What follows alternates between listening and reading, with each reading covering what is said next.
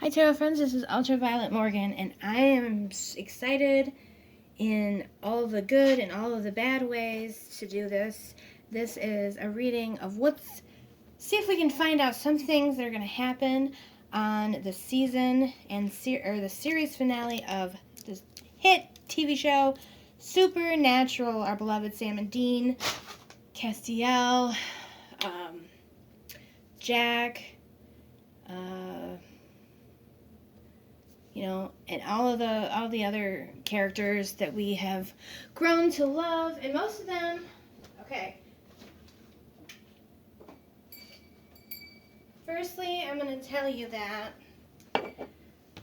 I've drawn a lot of cards. This video could go into 2, it could go into 3 potentially. We'll just have to see what's going to happen. I'm doing this the night before the final episode, and hopefully the final episode will be available for me tonight or tomorrow at least on the app. Oh man. Okay, another warning. Obviously there's spoilers, not because I'm gonna tell you with the cards, but I have watched up until the last available episode. So if you have not, and you are not ready, then you are not ready to watch this. So that is your warning, folks. There will be spoilers. There will be spoilers. I'm not holding anything back. The truth is out there. Alright, so we're going to do this. We've got so many cards. We've got so many decks. If you love Supernatural, hit the thumbs up. Let me see. I'm just going to go through and show you some of the decks I've used. I'm using the Tattoo Tarot. I'm using the Fountain Tarot. I'm having a hard time seeing if I can see. Okay. The Fountain Tarot. I am using the Angel Wisdom Tarot. We're not going to be shy on angel decks at all. We are using the Angelarium Tarot. We are using, you're going to be amazed, the Chrysalis Tarot. We're going to use the amazing, amazing Dreams of Gaia Tarot. We're going to use the Halloween Tarot. We're going to use the Aquarian Tarot. I told you there's going to be a lot of cards. We're going to use the Tarot de la Nuit. We're going to use Flower Therapy. We're going to use Kyle Gray, Keeper of the Light Oracle cards, which are sort of angelic and also Ascended Masters type of things. We're going to use Carolyn Miz Archetype cards. We're going to use Angels of Abundance. I told you we're not going to be shy on angels. We're not going to be shy on angels. We're going to use Trust Your Vibes deck. We're going to use... We're coming close. Crystal Angels by Doreen Virtue. And we're going to use the Gateway Oracle cards. And last but not least, folks, we got to do it. We're going to use the Gay Tarot because, ding, ding, ding, spoiler, it's not just subtext anymore. We have some new information. So we're definitely going to use the Gay Tarot. Now, before I drew, after drawing, I flipped over the Wisdom of the Oracle, and I got the Blessed was on the bottom, and I just want to talk about how blessed we are that we've had this show for 15 seasons, 15 amazing seasons of Sam, Dean, and company, and just so blessed to have the show, to have the stars, to have the fans, to have the fandom, and to have a cast that really embraces its fandom so much. All the amazing conventions, all the material that's available online, fan fiction, and videos of conventions, and just so much. And now also I want to say, with the reveal of the last season of Castiel telling Dean that he loves him. Oh my gosh. Woo! So there's a division. There's people who think he said he just loved him in a brotherly way. And, I was even on that fence a little bit for a minute for myself, but after kind of going over things and watching it 3-4 more times, just that clip or that scene, no. And also, it turns out that Misha Collins has, I think that's right. Misha has posted and stated that it is, in fact, gay love. Now, we can also argue that Destiel. We can easily argue that it's not technically human homosexual relationship or feelings or whatever, because Cass is not human and he's not male. He's just in a male body. But Misha has said, yes, it is romantic, sexual, gay love is what he means. And also, fans have pointed out that he said it's the one thing he couldn't have. Man. And other fans have said, well, the thing he couldn't have was this life and whatever that he wanted, but that doesn't really fit either, guys. I'm just going to say that doesn't fit because he said that it wasn't in the having, it was in the saying. And then he told him he loved him. So, yeah, it's about the love. It's about the love. And I'm curious to know if in the final season, if we'll hear something from Dean, if he'll reciprocate, if he'll address it in any way. Yeah. So, blessed. We're very blessed to have the show. We're blessed to have Jensen and Jared and Misha and Mark and all the gang. So, I'm going to take a deep breath because I need to. I'm going to ring the bell.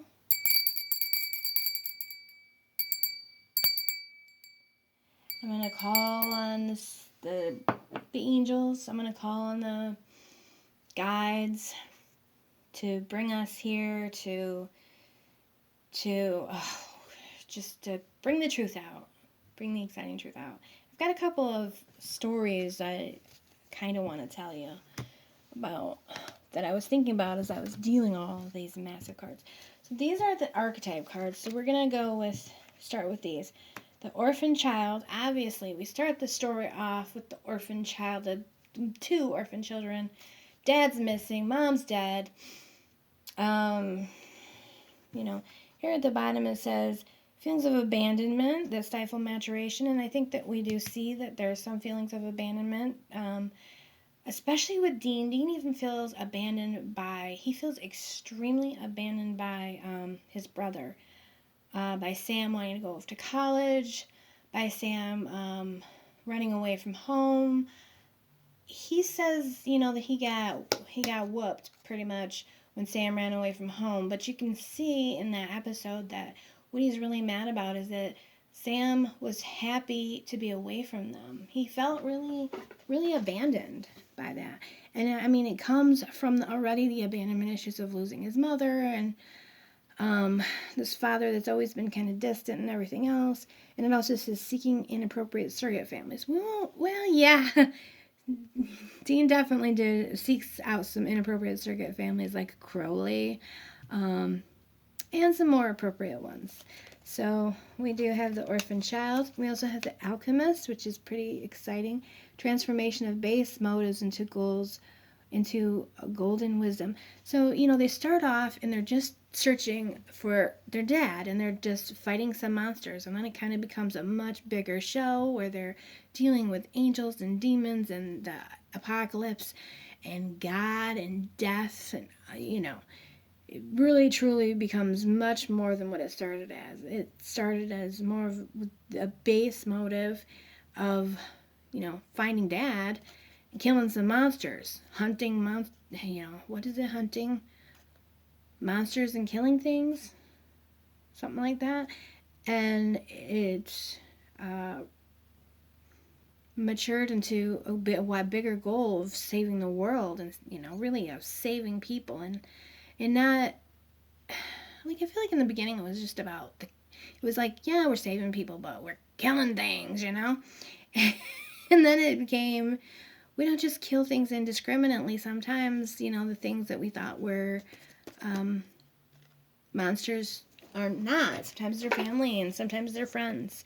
And so, yeah, I feel like they reached a kind of new level.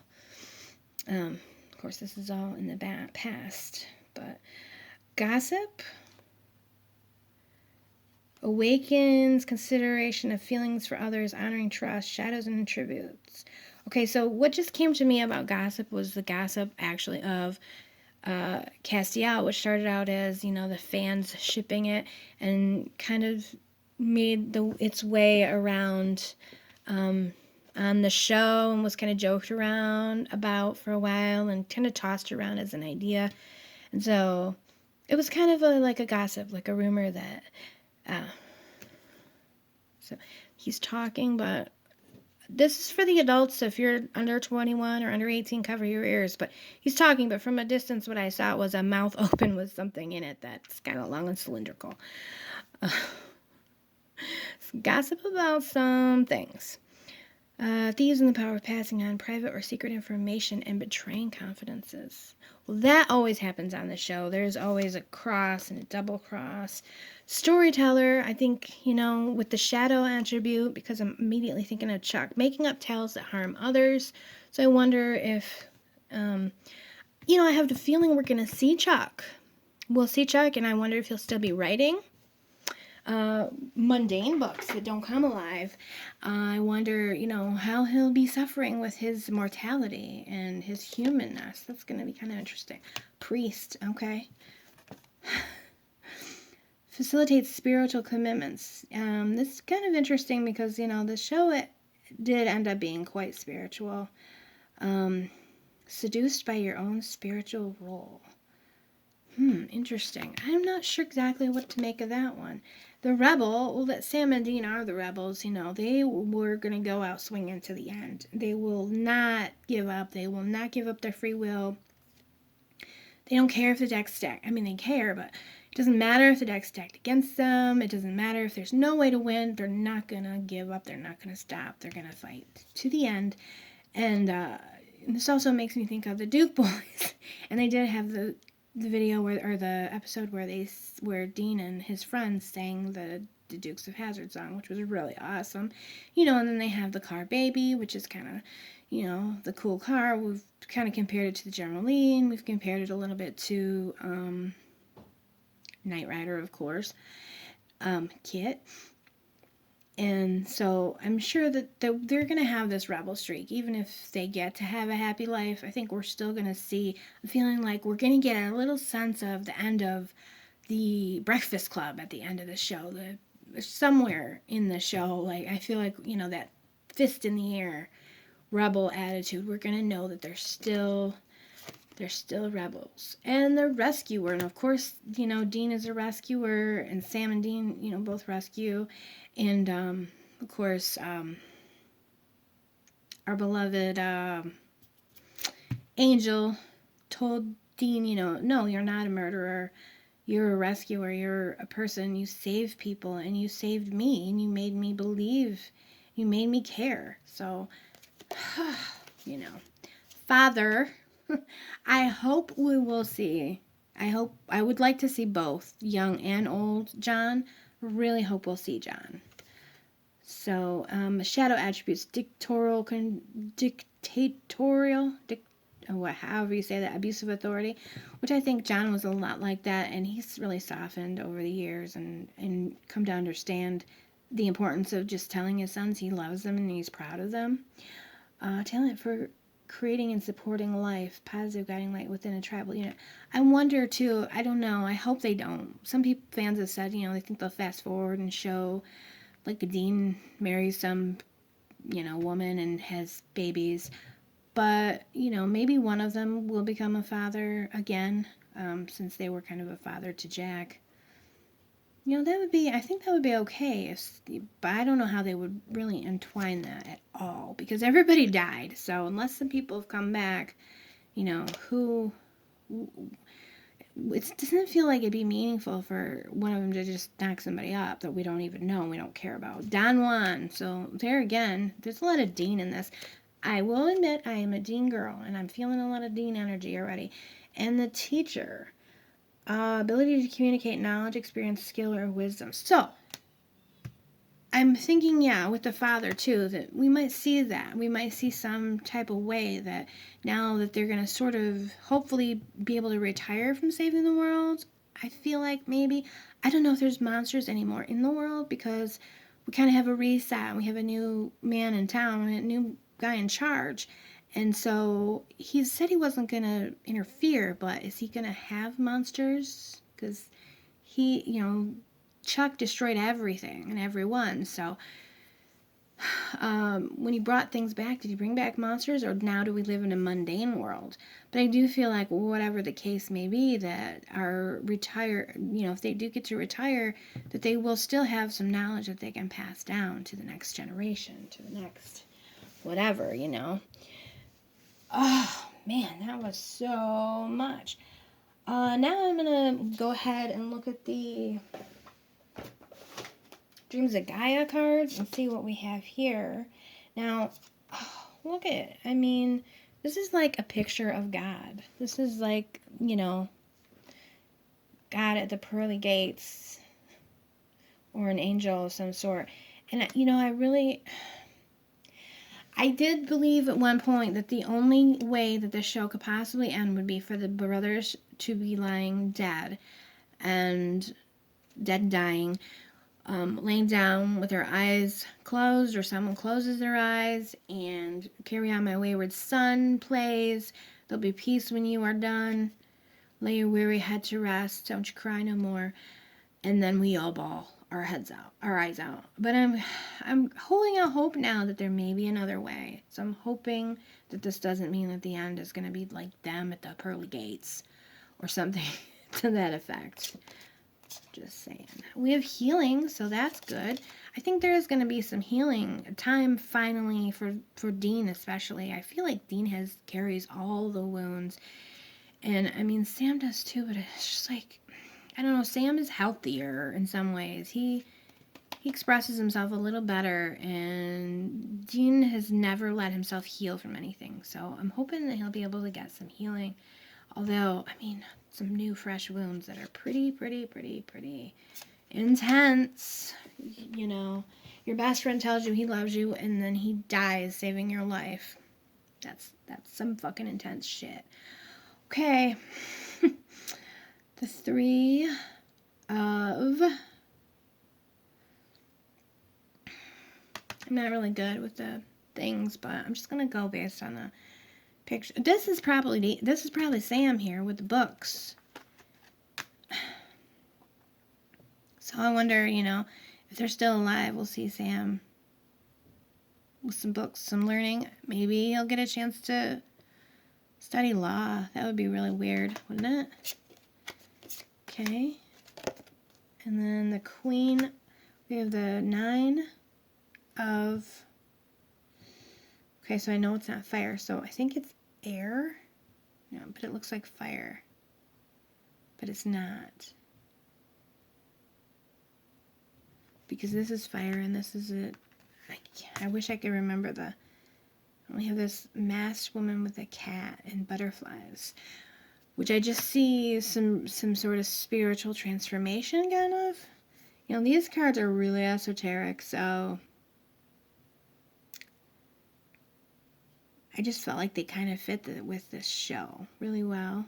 But I'm not an expert on these specific cards, but it'll be all right. Now, I have so many decks, I don't know.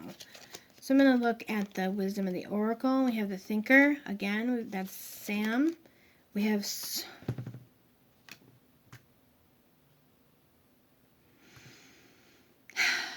Soulmates. Regeneration. Oh my gosh. I have to wonder if Cass is going to come back with Soulmates and Regeneration. And then we have a Leg Up and Wow. Okay, so I feel like they're gonna get some kind of help from someone, and I want to say their mom or their dad, but feeling like a mama bear energy here. Somebody's got to be coming back. Somebody has got to. Maybe it'll be Dean's soulmate, Elaine or Sam's. I mean, I kind of think she could be his soulmate. The deaf girl. I could not remember who she was, but it'd be nice if she was regenerated for sure. Alrighty, we're on 20 minutes. OMG. I think we can go a little bit longer.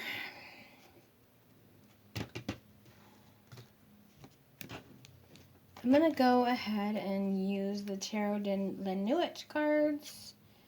We have the Four of Swords. Lay your weary head to rest. Sorry, had to say it. Two of Swords in reverse, so maybe we're going to stop having the sense of being pulled and pushed in different directions all the time. The Nine of Wands, we're nearing the end of our journey, clearly. I mean, the Ten of Wands is the end of the journey, which we know is happening, and the Fool card. So the Fool represents a new beginning, and I really do think that we're going to get a new beginning. We've rebooted the whole world. We've got a new God. We've got the boys starting over, just the two of them. Hopefully some people can be regenerated. Hopefully the rest and recovery that we're going to see is going to be physical sleeping, physical rest, an actual good night's sleep. I can kind of see it starting out with Dean saying, I have never slept so good in my life. Even though, well, I don't know about Dean. So torn on him. Because, once again, we have the lost love. So, now, I have specific cards for Sam and Dean. So, this is Sam and Dean. The King of Swords. The Eight of Swords in reverse. So this is like the sort of collar of pain, just hanging around your neck. The Eight of Swords. So the Nine is the Nightmare. This is the trapped card. So this is kind of, now they're untrapped. They're really have free will. They're being released from that. And the Four of Coins, again, I see some stability finally for them. So I do think the show is going to indicate that they have some stability and some freedom from. And we're going to see at least a momentary, of course problems will arise again if they do ever reboot or do a movie or anything like that. But for now, I feel like, yes, we're going to have some peace. We're going to have some rest and healing for the boys. And so far, and then Cass, the Page of Cups, and the Six of Swords in reversed. That is so... So the Page of Cups makes me wonder... Reincarnation came into my head, but I don't want Cass to be reincarnated. I don't want him to start over as a baby. That's ridiculous. He isn't, no. I don't want that. So, God, I hope that's not what they're going to do. But the Page of Cups is useful and fun, and Cass has always been able to reach out. And we do have that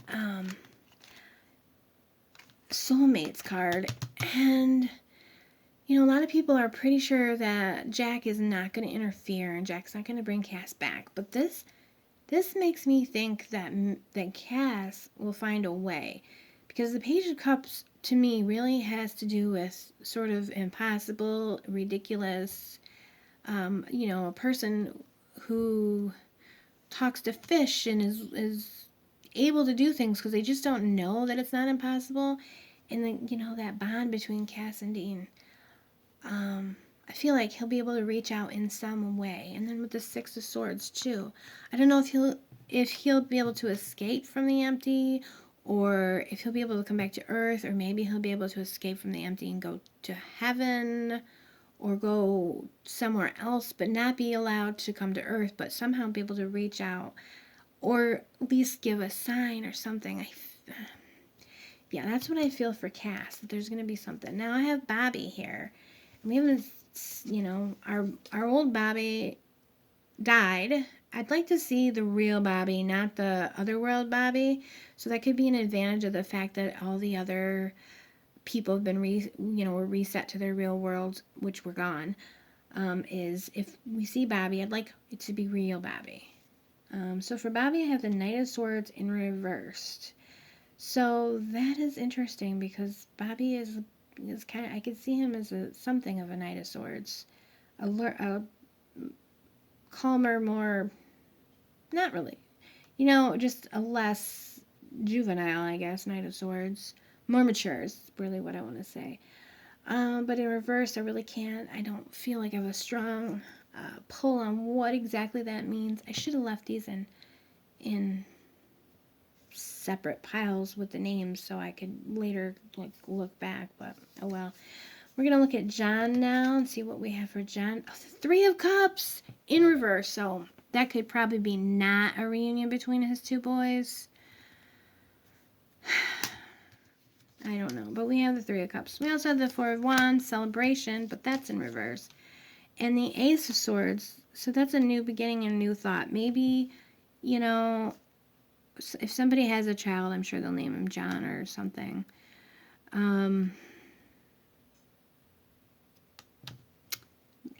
Yeah, this feels not hopeful in terms of seeing John reunited with his boys. Although, it'd be really interesting to see John and Mary, like how at the end of the play episode, be interesting to see like John and Mary holding hands and looking down from above, or kind of glowy or whatever, and then I wanted to say them singing Carry On My Wayward Son, but I don't see the two of them singing, so maybe whispering it, saying it, or just hearing the music in the background. Here's our Mary cards, okay? We have the Tower in reverse. That's all I got. One card for Mary, Tower in reverse. What does that mean for Mary? It means not bad things, but not necessarily good things, I think. It means, maybe they're going to have a realization or something.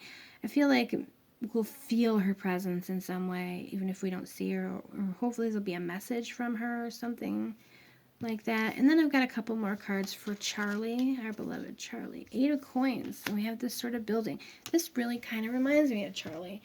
Maybe it'll be something that they'll discover that Charlie had put together before she passed away, that she had built. I feel like we need some Charlie legacy going on. The 2 of Coins, with the 2 Charlies.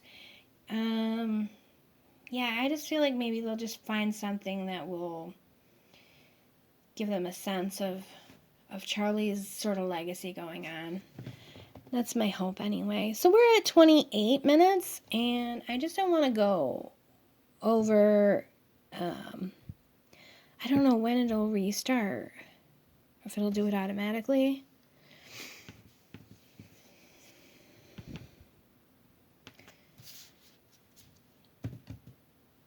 So I guess I'm gonna